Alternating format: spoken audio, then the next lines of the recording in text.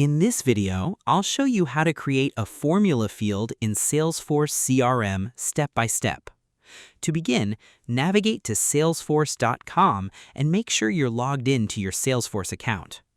Once you're on the dashboard, click on the gear icon located in the top right corner of the screen. From the available options, select Open Advanced Setup to access the Salesforce administration settings. Next, go to Object Manager and find the object where you want to create a formula field. For this tutorial, we'll use the Account object as an example, but you can choose any other object as needed. The process remains the same.